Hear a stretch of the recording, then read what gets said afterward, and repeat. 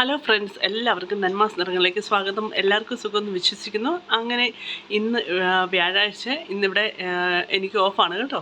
അപ്പോൾ ഞാൻ വിചാരിച്ചു ഇന്നൊരു ചിക്കൻ കറി ഉണ്ടാക്കാമെന്ന്. അപ്പോൾ ഇന്നത്തെ വീഡിയോ ഒരു സാധാരണ ചിക്കൻ കറി ഉണ്ടാക്കുന്ന ഒരു വീഡിയോ ആണ് കേട്ടോ. അപ്പോൾ ഓൾറെഡി ഇവിടെ കുറച്ച് ഞാൻ ലേറ്റായി, ഇപ്പോൾ ഇവിടെ 1:30 അതുകൊണ്ട് പെട്ടെന്നൊരു ചിക്കൻ കറി ഉണ്ടാക്കുകയാണ്. അപ്പോൾ ഇവിടുത്തെ കാലാവസ്ഥ എന്ന് പറഞ്ഞു കഴിഞ്ഞാൽ നിങ്ങൾക്ക് കാണാൻ പറ്റും, വെയിലൊട്ടും ഇല്ല കേട്ടോ. ഭയങ്കര ഒരു കാറ്റും എന്നാൽ ചെറിയൊരു കുളിര് ഉണ്ടാക്കുന്ന തണുപ്പും കാര്യങ്ങളൊക്കെയാണ്.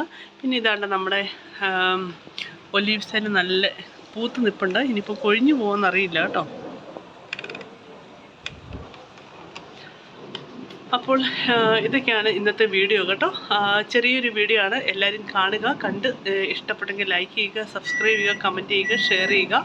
നമുക്ക് നേരെ വീഡിയോയിലേക്ക് കിടക്കാം. Thank you.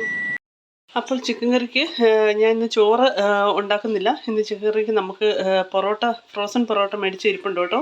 അപ്പോൾ അത് കുറച്ച് നേരം ഞാൻ പുറത്തെടുത്ത് വെച്ചു.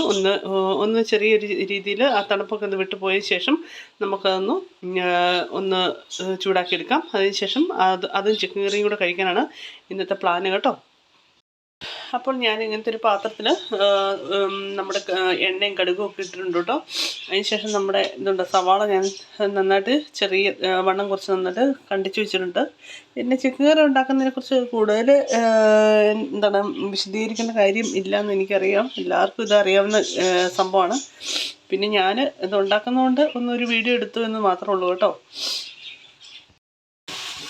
ഞാൻ എന്നാന്ന് വെച്ച് കഴിഞ്ഞാൽ ഇന്ന് സമയമില്ലാത്തതുകൊണ്ടാണ്. ഇന്ന് ഇച്ചിരി ലേറ്റായിപ്പോയി. ഇനിയിപ്പോൾ കുറച്ച് കഴിഞ്ഞ് സ്കൂളിൽ പോകണം കേട്ടോ. അപ്പോൾ അതുകൊണ്ടാണ് പിള്ളേർ കൂട്ടാൻ വേണ്ടി സ്കൂളിൽ പോകണം. അതുകൊണ്ട് ഞാൻ നമ്മുടെ സവോളയും തക്കാളിയും എല്ലാ സംഭവവും കൂടെ ഞാൻ ഒന്നിച്ചിട്ടാണ് വഴറ്റുന്നത് കേട്ടോ. ഇങ്ങനെ വഴറ്റിയാലും ചിലവർ സെപ്പറേറ്റ് ആയിട്ട് വഴറ്റും കേട്ടോ.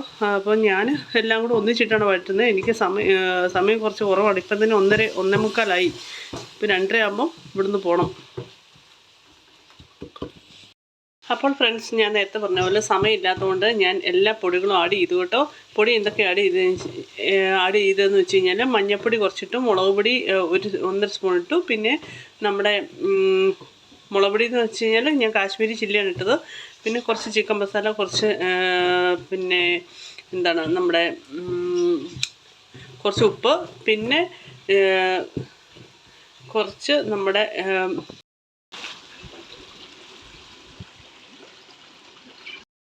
സ്ട്രോബെറി ഫാമിൽ പോയപ്പോൾ മേടിച്ചൊരു തൈയാണ് കേട്ടോ. അപ്പോൾ ആ പൂവ് ഉണ്ടായിരിക്കുന്നുണ്ടോ, അത് മുഴുവൻ സ്ട്രോബെറിയാണ് ഉണ്ടാകാൻ പോകുന്നത്. അപ്പോൾ ഇത് കണ്ടിട്ട് എനിക്ക് ഭയങ്കര സന്തോഷമാണ് കേട്ടോ. കണ്ടോ, എന്തോരം ഉണ്ടാവും എന്നറിയില്ല. എന്തായാലും അതിനകത്ത് സ്ട്രോബെറിയുടെ ചെറിയ ചെറിയ പൂക്കളും ഒക്കെ ഉണ്ടായിട്ടുണ്ട്. കൊറിയാണ്ടർ പൗഡർ കേട്ടോ. ഇതെല്ലാം കൂടെ ആഡ് ചെയ്തിട്ട് ഇതെല്ലാം കൂടെ മിക്സ് ചെയ്യുവാണ് ഞാൻ. നിങ്ങൾക്ക് എല്ലാവർക്കും ചിക്കൻ കറിയൊക്കെ ഉണ്ടാക്കാൻ അറിയാമെന്ന് എനിക്കറിയാം. നേരത്തെ പറഞ്ഞ പോലെ ഒരു വീഡിയോ എടുക്കുന്നത് മാത്രമേ ഉള്ളൂ കേട്ടോ. പിന്നെ ചിക്കൻ കറിക്ക് നമ്മുടെ പൊറോട്ടയുടെ കൂടെ കഴിക്കുമ്പോഴത്തേക്കും കുറച്ചും കൂടെ കൊഴുപ്പ് കിട്ടാൻ വേണ്ടി ഞാൻ കുറച്ചും കൂടെ നമ്മുടെ പൊട്ടാറ്റോ ആഡ് ചെയ്യുന്നുണ്ട്. അപ്പോൾ ഈ ഉരുളക്കിഴങ്ങ് ആഡ് ചെയ്ത് കഴിയുമ്പോഴത്തേക്കും നല്ലൊരു ടേസ്റ്റും പിന്നെ നല്ലൊരു കൊഴുപ്പും കാര്യങ്ങളൊക്കെ കിട്ടും കേട്ടോ. അപ്പോൾ ഞാൻ നേരത്തെ പറഞ്ഞല്ലോ, കണ്ടില്ലേ, ഭയങ്കര എന്നാ പറയണ്ട, ഒരു കാറ്റും ഒരു തണുപ്പും ഒക്കെ ഉള്ളൊരു കാലാവസ്ഥയാണ് ഇന്ന്. നമുക്കൊരു ഉണർവില്ല. വെയിലൊക്കെ ഉണ്ടെങ്കിൽ നമുക്ക് കുറച്ചുകൂടെ ഉണർവും അല്ലേ, കുറച്ച് ഉത്സാഹം കിട്ടും. പക്ഷേ ഇന്നൊരു തണുത്ത മട്ടാണ്. അതുകൊണ്ട് എനിക്കും ഒരു തണുത്ത മട്ടാണ്. പിന്നെ ഒരു തണുപ്പൊക്കെയാണ് നേരത്തെ പറഞ്ഞ പോലെ. ഞാൻ നമ്മുടെ മസാലകളെല്ലാം ഒന്ന്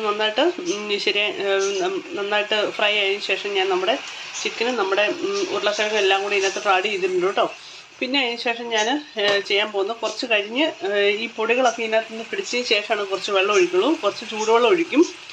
അതിന് പുറമെ ഞാൻ നമ്മുടെ കോക്കനട്ട്, നമ്മുടെ തേങ്ങാപ്പാൽ ഒഴിക്കും കേട്ടോ. അപ്പോൾ തേങ്ങാപ്പാൽ ഒഴിക്കുമ്പോഴത്തേക്ക് ചെറിയ എരിവുണ്ടെങ്കിൽ അത് പൊക്കോളും, പിള്ളേർക്ക് കഴിക്കാനും ഒരു ഇൻട്രസ്റ്റൊക്കെ കിട്ടും. അപ്പോൾ നിങ്ങളുടെ വീട്ടിലെ കറികളൊക്കെ എന്തൊക്കെയാണ്, വിശേഷമൊക്കെ ഒന്ന് കമൻറ്റ് ചെയ്യണം കേട്ടോ. അപ്പോൾ ഞാൻ ഇതിനകത്ത് നമ്മുടെ ചൂടുവെള്ളം ഒഴിച്ചു. അതിന് പുറമെ നമ്മുടെ പാലൊക്കെ ഒഴിച്ചിട്ടുണ്ട്. ഒന്ന് ചെറുതായിട്ടൊന്ന് വറ്റിച്ചെടുക്കുകയാണ്. ഇച്ചിരി വെള്ളം അങ്ങോട്ട് കുറയുവാണെങ്കിൽ നമുക്ക് പൊറോട്ടയ്ക്കൊക്കെ കഴിക്കാൻ കുറച്ചുകൂടി ടേസ്റ്റ് ആയിരിക്കും. അതുകൊണ്ട് ഞാൻ കുറച്ചൊന്ന് വറ്റിച്ചൊഴിക്കണം കേട്ടോ.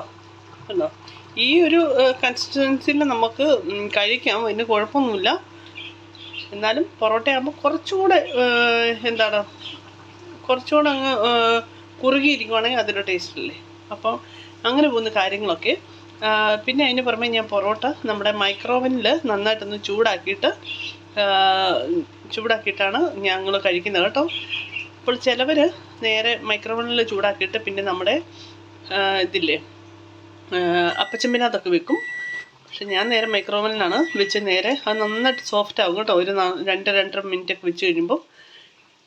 ഇതിന് മുന്നേ ഞങ്ങൾ നമ്മൾ പാനിനകത്ത് വെച്ചിട്ട് ചൂടാക്കിയായിരുന്നു കഴിച്ചുകൊണ്ടിരുന്നത്. പിന്നെ അതിന് ശേഷം ഒരു ചേച്ചി പറഞ്ഞു നമ്മൾ മൈക്രോവനകത്ത് വെച്ച് കഴിഞ്ഞാൽ നല്ല സോഫ്റ്റായിട്ട് കിട്ടുന്നു കേട്ടോ.